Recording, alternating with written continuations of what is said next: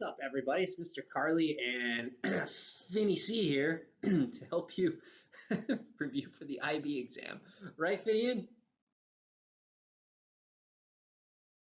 No smiles? Okay. He's got this little giraffe he's going to play with for a little bit. Anyway, today we're going to talk about papers 2 and 3, the other part of the exam. Yeah, so hopefully it'll be good to go when this is done. I'll try to make this quick. So first, a couple of big things to consider as we go through. Make sure that you pay attention to the topics. The exam gives you all the questions. There's 12 different paper 2 topics, and then I forget how many. Well, there's 4 regional topics, and then your history of the Americas, and then within history of the Americas, I think there's like 12 different topics, something about like somewhere around there. So anyway, it's your responsibility to find the prompts that go with the topics we covered in class. So make sure ours are all down near the end. So you're gonna go down near the end, and they're like usually the last 2 topics for paper 2, and then paper 3 you gotta hunt and find a little bit more, but they all go in chronological order. So paper 2, we did causes and effects of 20th century wars. Particularly, we focused a lot on the First World War, the kind of in-between time with Axis expansion, the development of authoritarian rulers, and then World War II. However, notice it says 20th century wars. You don't need to use World War I, World War II, but those are very, very good ones to use if you're doing a cross-regional war, but they might ask you about civil wars, or they might not even specify. So if they don't do that, you can use things like the Mexican Revolution, you can do aspects of the Cold War, Korea, Vietnam, possibly the Cuban Revolution. So there's a lot of stuff you can do that way as well. One other big thing, sorry, before I forget, is because of the COVID times, last year the schedule was so weird and we didn't get through all of the superpower rivalry Cold War. So you only have to answer one of these paper 2 questions. It's probably going to be one of the ones from causes and effects of 20th century wars. But the other topic is superpower rivalry Cold War. Hopefully by doing Cold War in the Americas this year, you might get a little bit of help with that one, but that one might be a little bit tough. He likes to try to steal my drinks. Watch this. He's like, nope, he's not super interested. Usually maybe. Usually he comes out and he grabs it from me and then tries to drink it. Anyway, paper 3 is, there's 3 topics to choose from. So you got the American Civil War, the Mexican Revolution, and Cold War in the Americas. So we did this one first semester. We did Mexican Revolution. We started at the end of first semester. You finished the second semester. And then Cold War in the Americas was second semester as well. So when you get a prompt, I always want you to think about what the historical skill is that the question is focusing on, because it's going to be one of these big ones up here. So usually they're kind of paired together. So usually you're going to have change in continuity, or cause and consequence, or cause and effect. Significance, which usually is going to tie into one of these other 2. It's usually be like, to what extent was something the most significant? It's usually going to be a significant cause, significant effect, significant change, or is it not significant because it was just a continuity? And then perspective is usually not the focus of a prompt. It's usually going to be embedded within how you answer the essay question itself. So that's ours, but think about what it's asking you. And what the skill is specifically. It's going to be really important to doing well. Right, Finny? Ooh. Sophie's gone. All right. So here's just a comparison really quick of the 2 of them. Remember, both these essays are long form essays. So we got paper 2 on the left and paper 3 on the right. So they're both long form essays, which means that there's no sources provided. You're just writing this all straight from your head, which seems like it's a little intimidating, but keep in mind, they know that you're doing this, they know that you're timed, they know it's been a year since you've studied some of these things, but you do have to be specific, so do the best that you can. I'll kind of go across for the rest of this. So paper 2 is 1 essay. It's usually 2, but you guys this year, 2022, you only have 1 prompt you have to answer. So you get 4 choices, so 2 from each topic, and then you have to only answer 1 of them. So hopefully of the 4, there's at least 1 that you feel pretty good about answering. In paper 3, you used to do 3, usually do 3, but this year it's only 2 essays in response to 2 prompts. And I believe, though I haven't seen it written anywhere, because I haven't seen the exam yet, but typically paper 3, you have to choose 2 different topics. So you write 3 essays, but they have to be from 2 different topics. Actually, that's kind of necessitated. Yeah, I don't know why, because you have to do 3. Anyway, they give you 2 options for each topic. I think you have to do 2 different topics. So you can do 1 from the Civil War and 1 from the Mexican Revolution, or 1 from the Civil War, or 1 from Cold War in the Americas, but you can't do 2 from the Civil War, for example. So you don't have to do an essay on all 3 topics, but you have to do 2, I believe. I have to double check, I guess, but that's I'm about 99% sure about that. So is Finian. The paper 2 is only 25% of your total score, but remember that's based off of just 1 essay, and then paper 3 combined is 35%. That's 30 marks. So each essay is basically worth 15 marks. What I've noticed, well, I haven't noticed this. This is just kind of specific. They tell you this, is that there's going to be a broader focus on paper 2. It's going to be a world global history question, which means that the points that you make can be broader and not as detailed or specific. So kind of a little more generalization, typically. Paper 3 is more specific focus, so the questions are going to ask you about really specific things, like they might ask you, like in the Civil War, they might ask you about Abraham Lincoln, or they might ask you about a particular leader, or they might ask you about a specific act, like the Kansas-Nebraska Act. So a lot more specific, less choice, I guess, in what you choose to talk about. And you have to be more specific in your response because you have to understand these things in a little more depth. Typically what I've noticed, I feel like I've said that word a whole bunch of times, what I've noticed with paper 2 is that they really like to ask about comparisons. So they want you to compare idea across 2 different conflicts usually, or 2 different things. If we were studying leaders, it would be leaders. So something like, to what extent is war the result of failed diplomacy, or to what extent is failed diplomacy the most significant cause of war? And then it'll say, explain using evidence from 2 different conflicts, or it might say 2 different conflicts, each one from a different region, for example.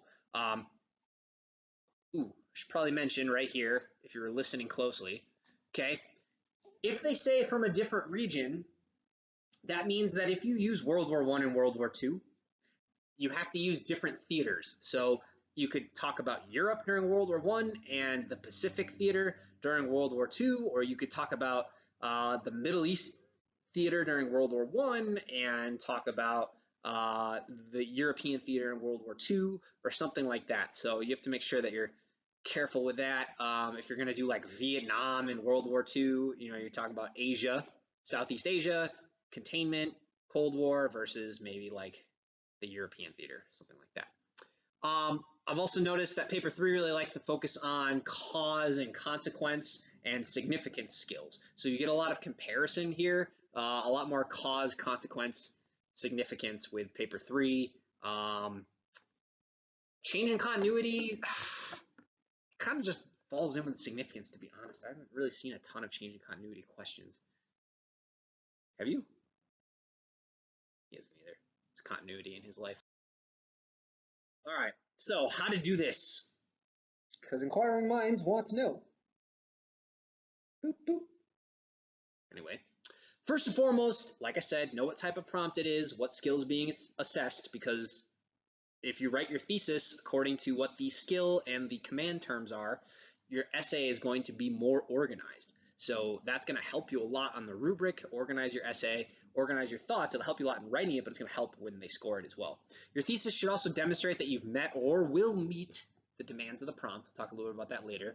And then I have a couple different documents. One that I gave you at the beginning of the school year, which was the IB Starter Pack, which is from the beginning of the year, or I have this thing called the Hutenberg-Carly Writing Guide that has information on command terms, thesis writing, organizing essays, all sorts of things.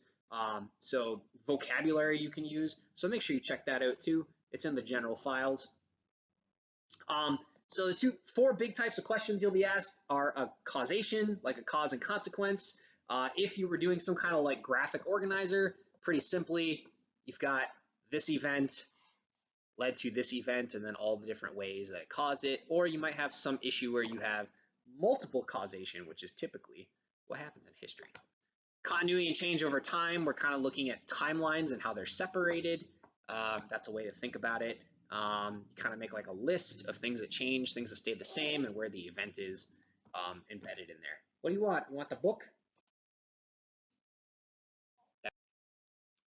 Compare and contrast sometimes, like paper 2. Venn diagrams are good for this. They get more and more complex the more different ways. But think about conceptually how you would compare and contrast. So what aspects or what characteristics you would be looking to compare and contrast. Don't do like leader A, here's like 3 paragraphs, leader B. It's kind of like paper 1. You don't want to just do a paragraph about this person or this war and then a paragraph about this person, this war. You want to integrate or interweave your comparisons.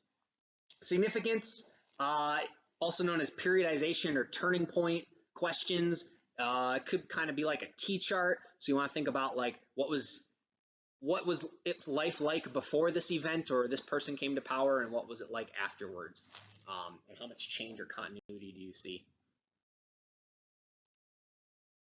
These are all the command terms. So you have your skill, you know what kind of skill it's asking about, and then you get the command term, which is like the type of essay question that it is, and that is going to indicate what type of thesis statement you're going to want to give, and that's going to help you organize your essay. What are you doing? Okay. So I have put them here. You can like pause this and read them if you'd like to. They're also in the starter pack, the writing guide.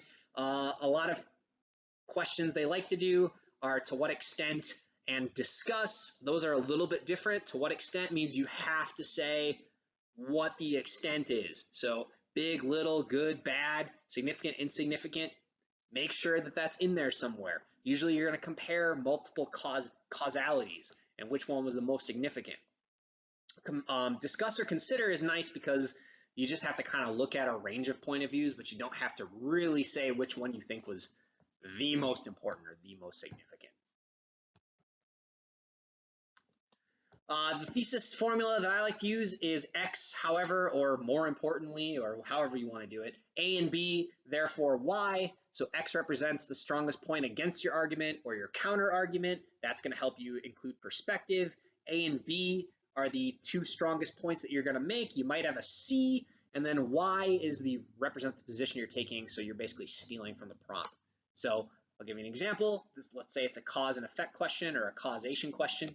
What are you doing? Sorry, it's like looking at his leg. So X is going to be your least significant cause, the thing that you think is the least important, like political ideology. More importantly than your first major cause or effect. So maybe you want to talk about territorial ambitions. And then B, second major cause. Maybe you want to talk about economic factors. So ideological is going to be the least important. Economic, and now I forgot what the heck I said. Oh, territorial is going to be the first major one you talk about. And then your Y is going to be therefore, and what this says without my face in the middle is steal language from the prompt. Therefore, it can be said that blank was the most significant and therefore caused blank to a great extent. Okay, so you're using the years of the prompt, you're using the words of the prompt. That's going to help them indicate that you have answered the demands of the question. It's a little sing-songy. It's a little, I don't know, formulaic. You're only doing it because you have a contrived question. I wouldn't advise you to write like a historical term paper like that, but that's what it's gonna look like. Here's the rubric. So this is how I break it down, and I think I actually stole this from a teacher that's probably way smarter than I am somewhere in the world. But they're really going to be grading you on 4 big components. So they're going to look at, did you answer the question properly the way it was asked using the skill that was asked? That's why I spent so much time talking about how to do that and how to look at that, how to formulate your thesis that way. Do you have a lot of historical knowledge? So can you put the information within its context? Which basically means, do you understand the time period in which things were happening? And then do you have adequate knowledge of the historical time period? And then through that, you're going to demonstrate that you have good examples to use. You are picking relevant historical evidence to explain your point of view. You are linking them back to the thesis and kind of like explaining how they're relevant. And that you don't just have like one, or one generic one, especially. And then the last one is analysis. And what that means is why. Okay? You're not just narrating for them what happened, because they already probably know that. You're talking about why the things you've selected are important, why they support your argument or how they support your argument, and why things happened and why they didn't happen a different way, and what significantly impacted those things, and what are the different perspectives on the way that things happened or how they could have turned out differently. Don't do like a what if history scenario, but we're going to talk about this is why it happened this way. This is why it's important. And then that leads to your 10 plus. So to get into a 10 plus, and here we're really talking about, getting a 5 to a 7. Okay, if you're down here, you're going to get a 4, maybe a 5 if it's really good, but we want to be here. If we can get all our essays here in this 10 to 12 range, you're going to get a 6 or a 7 on this thing, provided you did paper 1 well and you did your IA correctly. Okay, but here we want to talk about different perspectives. So that's why the why is important. If you're doing that and talking about that, you're going to kind of indicate to the examiner that you understand the perspectives and that you're justifying your points. But that's to kind of get into this upper echelon, which is where we want to be. We don't necessarily, like, this is like, this paper changed my life right here, but 10 to 12 is a good place to be. All right, general tips and tidbits. You want to do this one? Or you want me to do it? Okay, I'll do it.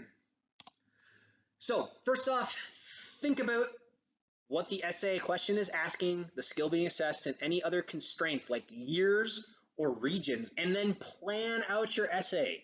Don't just start writing, especially on paper 3, because you're going to be writing 2 essays. Figure out which 2 you're going to do, and then outline them just like briefly before you start writing. Okay, you don't need to go into depth, like super depth, like we do with like an IA or something, but take 5 or 10 minutes. In the case of paper 2, at least 10 minutes, because you're only writing 1. Do an outline or do one of those graphic organizers that I showed you at the beginning, and then include like how am I going to bring in perspective, so on and so forth. Write your thesis before you begin writing the essay. Somewhere in your essay planning, write out your thesis before you start writing the introduction so that you know what it's going to be, and then it goes in the right order and your essay flows from there. Okay? You shouldn't be figuring out what your thesis is like after you're done writing the essay.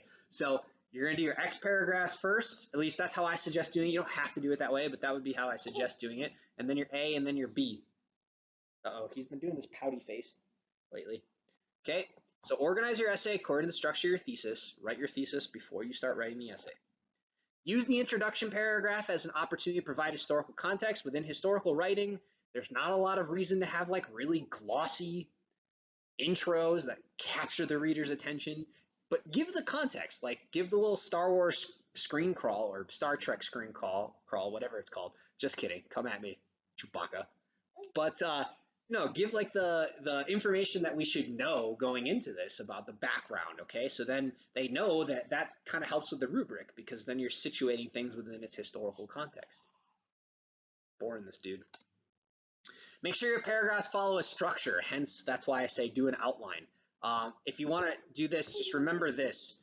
Main idea or topic sentence for each paragraph, historical evidence, so ME, a link to the thesis, also known as your analysis, so how or why it's important, and then like a transition, okay? So that's melt, there we go. I used to use this thing called Melcon, but then I realized I didn't do conclusion, I did transition. So melt, awesome. Anyway, melt your problems away with the melt paragraph format. Okay. Be specific with your historical examples. I see this a lot. Ask yourself, could I say this about just about any other similar event? For example, the Mexican Revolution happened. The main cause was economic issues between the landowners and the farmers. or the lower class, definitely true, but you also could say that about most other types of revolutions that have occurred. So what is the specificity or the specific thing that makes that issue unique to the Mexican Revolution? Go into a little more detail about it. Campesinos, haciendas, etc., etc. Oh my God, he's sucking my thumb. And analysis means discussing the why about history, not just the what happened, but why it happened, why it's important, why we should consider it the way that you're considering it. Okay. Tips on perspective. Notice, I just want to show this to you. You actually can still get a 4 without discussing historical perspective a whole lot, but you only need to demonstrate some awareness to get into the 10 plus range. So do that. Think about how you want to do that. Here are some ideas for how to do that. The first one I've already talked about. If you use the thesis formula and you structure your essay correct the way that I say you should do it, you should already have a counter argument. So some historians would say that ideological factors were most significant. That's a perspective. However, it's not as important as economics and territorial ambitions. And then you talk about why those two are more important. Boom. You've shown 3 different perspectives and talked about which ones are more significant or important. You can use the historiographic schools of thought that I gave you, but you don't want to just name drop Hegelian Marxist. You want to explain what that is and then how the specific event fits into that perspective. So do that when you feel like it's useful or you feel strongly about the one that you have. Or, I try to limit the amount of different historians' perspectives we look at in class. There's only been a few different authors, different primary sources. Be specific, but you can use specific perspectives. The lost cause perspective, for example, or the Dunning School is a good one for the Civil War to kind of backlash against. Discuss the perspectives of different sides of the conflict. So if you're doing something from the Cold War, for example, you can talk about the perspectives of the United States versus the Soviet Union in this conflict, related to the prompt. Don't just say don't just talk about what Khrushchev thought and then what Kennedy thought. How does it relate to the prompt? But that's a good way to talk about perspective as well. Or the last thing you can do, and I would say this should be a last ditch effort unless it's really I don't know what I'm drawing here, unless it's really you feel strongly about it. This is the last one you should do. But there's always some kind of assumption within every prompt about whether or not something was significant or whether or not something caused something else. You can attack that assertion, but you got to do it. You have to actually explain why it's invalid or why it's not a good assumption. So for example, if it was explain the significance of the Korean War to the broader foreign policy of the United States, you could make an argument that you could do a whole essay about why it was significant, but then be but some people may argue that it was not at all significant because the United States had already set up most of its policy by that point. The conflict was already underway. This was kind of just a demonstration of it. You could try to make that argument, or at least kind of identify that near the end. So I hope this helped you understand papers 2 and 3. If you have any specific questions, let me know. But again, half the battle is know the prompt, the command term, understand what skill is being assessed, and set up your essay that way. Everything else will kind of flow from there, and it'll melt away. All right, Finney and I are out. Yes. Otherwise, we'll talk to you later. All right, thanks.